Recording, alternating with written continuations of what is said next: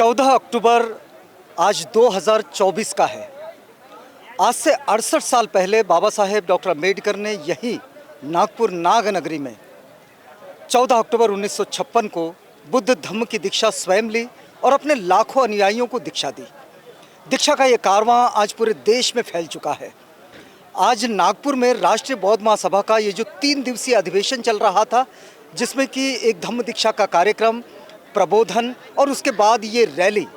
अब रैली की तैयारियां चल रही है और रैली बिल्कुल यहाँ से चलने को तैयार है दीक्षा भूमि की ओर। और हमारे साथ राष्ट्रीय बौद्ध महासभा के संस्थापक, प्रसिद्ध बौद्ध कार्यकर्ता, बहुजनवादी कार्यकर्ता और बहुजनवादी आंदोलन के वो नेता जिन्हें देश का चप्पा चप्पा जानता है, राष्ट्रीय बौद्ध महासभा के संस्थापक हैं धर्म प्रकाश भारती हमारे साथ हैं। भारती जी, एक बात आपसे समझेंगे कि 68 साल की धम्म क्रांति हो चुकी है।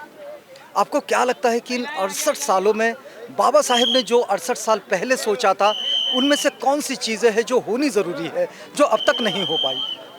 देखिए, बाबा साहब डॉक्टर अम्बेडकर जी ने अशोका विजय दशमी 1956 को बौद्ध धर्म की दीक्षा ली थी जी। हमने 68 वर्षों में सबसे पहली गलती ये की कि हमने देश के लोगों को अशोका विजय दशमी का महत्व, उसका कारण, उसका रीज़न नहीं बताया। हम 14 अक्टूबर पकड़ कर बैठ गए, जबकि 14 अक्टूबर इत्तेफाक से उस वर्ष पड़ा था। मकसद 14 अक्टूबर नहीं था, मकसद था अशोका विजय दशमी, यानी कि जिसे अशोका कहते हैं धर्म विजय दिवस। धर्म विजय दिवस। और चूंकि उसी दिन बाबा साहब ने ये दीक्षा ली और बाबा साहब की ऐसी तमन्ना थी कि ये अशोका विजय दशमी हमारा प्राचीन काल का पर्व है, जिसको अशोक चक्रवर्ती सम्राट अशोक ने शुरू किया था धम्म की दीक्षा लेकर, तो हमें पुरानी अपनी संस्कृति को वापस लाना है। तो ये हम दुनिया के लोगों को नहीं बता पाए, लेकिन हम लोगों ने राष्ट्रीय बौद्ध महासभा के माध्यम से इस काम को भारत के कोने कोने में करने की कोशिश की है। अभी ये 17वां हमारा राष्ट्रीय अधिवेशन है और हमने अशोका विजय दशमी को हजारों लोगों ने उसी पावन भूमि पर दीक्षा ली जहां बाबा साहब ने दीक्षा ली थी। और हम ये चाहते हैं नेक्स्ट हमारा जो कार्यक्रम रहेगा पूरे देश में, तो अशोका विजय दशमी का महत्व बताना पूरी दुनिया को, पूरे भारत के लोगों का हमारा प्रमुख उद्देश्य है। और दूसरा, बाबा साहब ने नागपुर में ही दीक्षा क्यों ली, ये एक बहुत बड़ा रीजन है, प्राचीन काल से जुड़ा हुआ है, जिसे बाबा साहब अम्बेडकर जी ने 15 अक्टूबर 1956 में खुद अपने भाषण में बताया कि जो नागवंशी लोग थे वो प्राचीन काल के बुद्ध धर्म के बहुत बड़े कट्टरपंथी प्रचारक थे और उन नागवंशियों की जो मुख्य राजधानी थी वो नागपुर था। इसलिए नागपुर प्राचीन काल से बौद्धों की राजधानी है, इसलिए बाबा साहब डॉक्टर अम्बेडकर जी ने नागपुर को ही चुना।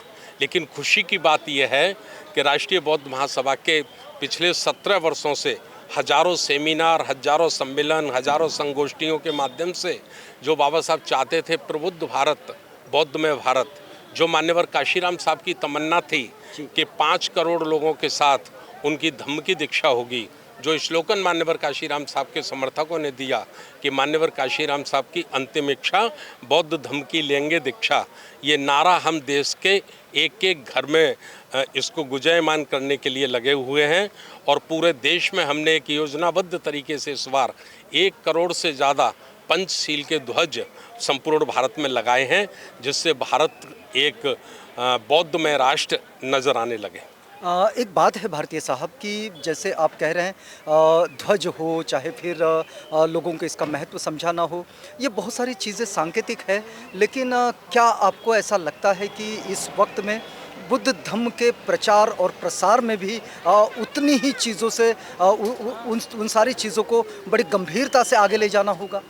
जी बिल्कुल, हमें एक योजनाबद्ध तरीके से इस देश में बुद्ध धर्म का प्रचार प्रसार करना है और भारत के सारे लोगों को बताना है कि जब ये कहा गया था कि हमारा देश विश्व गुरु था, जब ये कहा गया था कि हमारा देश सोने की चिड़िया था, तो वो कालखंड भी हम लोगों को स्मरण कराना है, याद कराना है कि जब विश्व गुरु कहा गया था, सोने की चिड़िया कहा गया था, वो कालखंड शासनकाल वो बौद्धों का शासनकाल था, मौर्य शासनकाल था।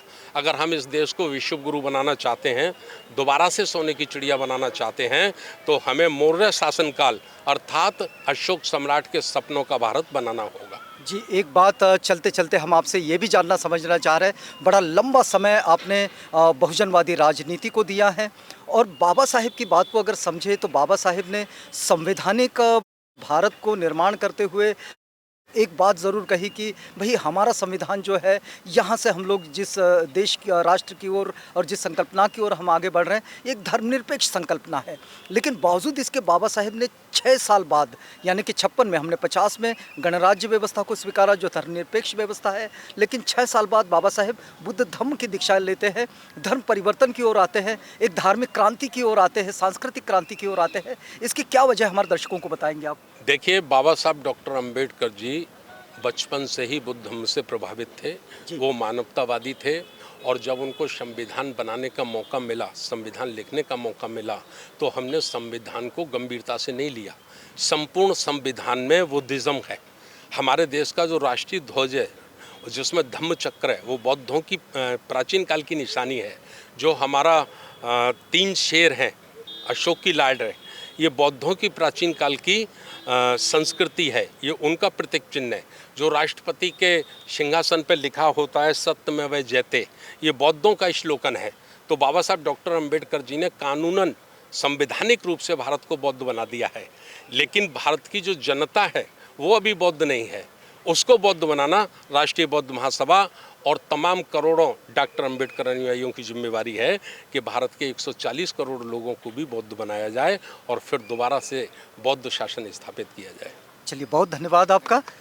हमने आपको जोड़े रखा है इस समय राष्ट्रीय बौद्ध महासभा की इस रैली के साथ जो परिक्रमा करते हुए दीक्षा भूमि की ओर चली है। राष्ट्रीय बौद्ध महासभा की आज धम्म रैली है और ये ऊंटखाना मैदान से निकलकर दीक्षा भूमि जा रही है। यहाँ पर विभिन्न 25 राष्ट्रों से जो धम्म बांधव आए हैं और राष्ट्रीय बौद्ध महासभा के जो कार्यकर्ता है, पदाधिकारी है, वे इस शामिल हुए हैं। तो राष्ट्रीय बौद्ध महासभा का जो मेन उद्देश्य है कि बाबा साहब ने 14 अक्टूबर 1956 को जो दीक्षा दी थी नागपुर में, तो वह दीक्षा सम्राट अशोक विजयदशमी के उपलक्ष्य में दी थी। लेकिन हम बाबा साहब जाने के बाद हम उसका जो विपर्यास कर रहे हैं कि 14 अक्टूबर दशहरा, ये जो गलत फहमियाँ जो है इसको दूर करना चाहिए। तो इसके माध्यम से जो राष्ट्रीय बौद्ध महासभा 14 अक्टूबर 2007 को स्थापित हुई है और आज अभी 25 राष्ट्रों में अपना काम कर रही है। तो राष्ट्रीय बौद्ध महासभा ने ये संकल्प लिया है और कि राष्ट्रीय जो बाबा साहब ने जो धम्म दीक्षा दी है, वो जो संदेश है अशोक विजयदशमी को ही दी है। ये संदेश हमें पूरे देश में पहुंचाना है। और दूसरी चीज़ है कि 12 तारीख को जो इस साल 12 तारीख को अशोक विजयदशमी आई है, तो अशोक विजयदशमी के उपलक्ष्य में सैकड़ों हजारों लोग विभिन्न राज्यों से आए हैं और उन्होंने धम्म दीक्षा ग्रहण की है। किस उपलक्ष्य में? तो सम्राट अशोक विजयदशमी के उपलक्ष्य में 12 तारीख को जो धम्म दीक्षा ली है 24 में। तो इसका जो और इस धम्म दीक्षा में जो शामिल हुए हैं हमारे धम्म साथी, उन्हें ये संदेश देना है कि वो अपने राज्यों में जाकर ये जो संदेश है बाबा साहब का और बौद्ध धम्म का, जो हमारी सभ्यता है, हमारी संस्कृति है, जो अशोक विजयदशमी के नाम से जानते हैं, वो पूरे देश में, अपना पूरे राज्य में वो फैलाएंगे और जन जन तक ये मैसेज पहुँचाएंगे। दूसरा मुद्दा यह है कि बाबा साहब ने नागपुर ही क्यों चुना ये दीक्षा लेने के लिए? पूरे दिल्ली थी, बॉम्बे था, लेकिन बाबा साहब ने 15 अक्टूबर के उनके भाषण में ही उसका विश्लेषण किया है कि नागपुर ये है, नाग लोगों की राजधानी थी और नाग लोग बड़े शक्तिशाली थे। और राष्ट्रीय बौद्ध महासभा इस रैली से क्या चाहती है? राष्ट्रीय बौद्ध महासभा इस रैली से ये चाहती है कि बाबा साहब ने जो अशोक विजयदशमी का जो ध्येय रख के अशोक विजयदशमी को सामने रखते हुए धम्म दीक्षा ली थी, ये संदेश देश में पहुंचना चाहिए। आज अगर राष्ट्रीय बौद्ध महासभा की इस रैली से 14 अक्टूबर को अगर आपसे कोई संदेश होगा तो वो संदेश क्या होना चाहिए? संदेश ये है कि हम ये जो शांति की रैली निकाली है और पूरे भारत में बौद्ध धर्म का प्रसार हो और बौद्ध धर्म का प्रसार होते हुए शांति जो है, समता, शांति और बंधुता पूरे भारत में स्थापित हो, ऐसी हमारी मनोकामना है। और इसीलिए हम ये जो शांति रैली निकाला है कि सब में ऐसी बात फैल जाए कि बौद्ध धर्म के लोग शांति प्रिय है, समतावादी है, बंधुतावादी है। तो यही जो संदेश है मैं आप सब लोगों को देना चाहता हूँ। जी, आप कहाँ से हैं? हम बम्बई से हैं। मुंबई से। राष्ट्रीय बौद्ध महासभा इस समय इस रैली के जरिए क्या संदेश देना चाहती है? राष्ट्रीय बौद्ध महासभा ये संदेश देना चाहती है कि पहले भी हमारा जो भारत था वो बौद्धमय था और जो भारत की पहचान है, हमारे यहाँ के प्राइम मिनिस्टर या बहुत बड़े जो मिनिस्टर्स हैं, उद्योगपति है, जब वो बाहर जाते हैं तो अपनी पहचान जो है वो बुद्ध भूमि से ऐसे बताते हैं। तो हमारा मानना है कि जब इतने बड़े बड़े लोग जो राष्ट्रपति, प्रधानमंत्री, ये लोग, मंत्री लोग, ये लोग कहते हैं कि बाहर देश में जाने के बाद में कि हम भारत की बुद्ध भूमि से आए हैं, तो हमारा जो यहाँ का लोकल जो 140 करोड़ जनता है, हमें ये संदेश उनको पहुँचाना है कि भाई भारत हमारा सही में बौद्धमय था और राष्ट्रीय बौद्ध महासभा बड़ी मुद्दत से, बड़ी शिद्दत से ये इस कार्य में लगी है। और हम चाहते हैं कि 140 करोड़ लोगों की जनता के बीच में बौद्ध धर्म, हमारा शांति का मार्ग जो बाबा साहब ने दिया, जो तथागत गौतम बुद्ध ने दिया, उसका प्रचार प्रसार हो जाए। जी, आप कहाँ से पहुँचे हैं? मैं सीहोर मध्य प्रदेश से हूँ। सीहोर से। यदि हम इस समय में बाबा साहेब की धम्म क्रांति के इन 68 सालों के पूरे होने पर अगर आपसे कोई मैसेज लेना चाहिए तो आपका मैसेज क्या होगा? बस मेरा यही मैसेज है कि बाबा साहब का जो कारवा है, जो बाबा साहब जहाँ छोड़ के गए थे, उसे हमें आगे बढ़ाना है। और मान्यवर कांसीराम साहब ने कहा है कि बौद्ध धर्म की मेरी अंतिम इच्छा थी कि मैं बौद्ध धर्म की दीक्षा लूँ और भारत बौद्धमय हो, तो हम उसको पूरा करना ही मैं सब चाहता हूँ कि अगर हम कांसीराम साहब की इच्छा पूरी करते हैं तो यही मेरा आखिरी वो संदेश होगा। एक बात बाबा साहेब के संदेश में ये भी रही कि वे बौद्ध सेमिनरीज चाहते थे, वे चाहते थे कि कोई प्रशिक्षण की व्यवस्था हो, शिक्षा दीक्षा की व्यवस्था हो। इस व्यवस्था पर राष्ट्रीय बौद्ध महासभा क्या सोचती है? राष्ट्रीय बौद्ध महासभा बाबा साहब के इसी विषय पे काम कर रही है, क्योंकि सामाजिक न्याय और जो सारी चीज़ें हैं वो सेमिनरी की आवश्यकता है, क्योंकि समाज को अगर इस तरह की जो व्यवस्थाएं नहीं देंगे तो समाज आगे कैसे बढ़ेगा। क्योंकि आंदोलन, क्रांति कुछ भी करें हम, लेकिन जब तक समाज ट्रेंड नहीं होगा, क्योंकि विरोधी जो हैं, बाबा साहब के विरोधी जो हैं वो ट्रेंड हैं, पूरे तैयार हैं, और तैयार लोगों से निपटने के लिए हमें बाबा साहब की अक्षरशः बात की पालन करना पड़ेगा। चलिए, बहुत धन्यवाद आपका। आप कहाँ से हैं? बलांगीर डिस्ट्रिक्ट। अच्छा, कब आए आप नागपुर? हम 11 को। 11 को। यदि इस रैली से आपका कोई मैसेज मैं लेना चाहूँ मेरे दर्शकों के लिए तो क्या मैसेज होगा आपका? बहुत अच्छा है ये मिला। हाँ। और ये धर्म इसको सब करना चाहिए। उड़ीसा से नेपालेश्वर बौद्ध, हम लोग उड़ीसा से 250 आदमी आए हैं जी। बाबा साहब का ये आज जो रैली है आरबीएम तरफ से राष्ट्रीय बौद्ध महासभा। तो ओडिशा से इस समय क्या मैसेज होना चाहिए बाबा साहेब की इस धम्म क्रांति के 68 साल पूरे होने पर? उड़ीसा में ये बात चल रहा है कि हर एक उड़ियावासी जो बुद्धिस्ट होने जा रहा है और परिवर्तन निश्चित है सर। उड़ीसा में परिवर्तन निश्चित होगा और बुद्धिज्म में जाएगा। बाबा साहब का जो अंतिम इच्छा है, जो सम्राट विजयदशमी में जो दीक्षा लिए थे, उसके उड़ीसा में बहुत प्रभाव पड़ेगा तथा भारत में, सारा भारत में प्रभाव पड़ेगा। हम लोग 25 स्टेट से आए हैं आरबीएम का। भारत में ये महान रैली है, इसका बहुत प्रभाव पड़ेगा बुद्धिस्ट धर्म के लिए। आप कहाँ से आए हैं? झारखंड से। झारखंड से? हाँ। तो झारखंड में आपके यहाँ बुद्ध विहार है? अभी नहीं हुआ है। अभी नहीं हुआ है, अभी हो जाएगा। हो जाएगा, हाँ। बाबा साहेब की धम्म क्रांति का ये प्रभाव भी ज़रूर दिखाई देता है कि दीक्षा के बाद शिक्षा के लिए बाबा साहेब ने तो बुद्ध और उनका धम्म दिए, लेकिन उसके बाद बुद्ध विहारों का निर्माण ये भी इस धम्म क्रांति का एक बड़ा महत्वपूर्ण अंग रहा है। मैं आदरणीय ग्वालियर से हैं, हमारे हाँ। आरआरयूएम की यूनिट संभागी यूनिट ग्वालियर से है। अच्छा जी जी। आप क्या करते हैं? मैं रिटायर हूँ और समाज सेवा करता हूँ।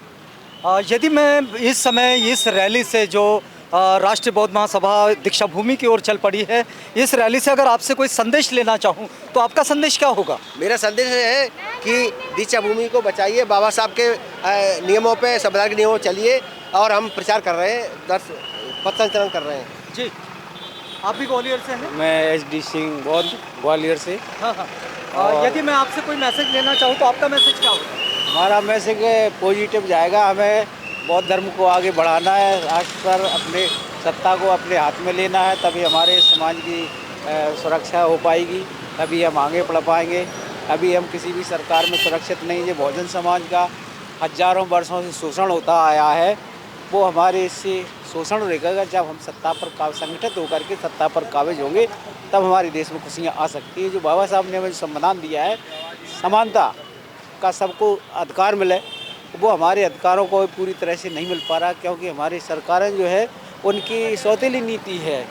तो इसलिए ये रैली निकल पड़ी।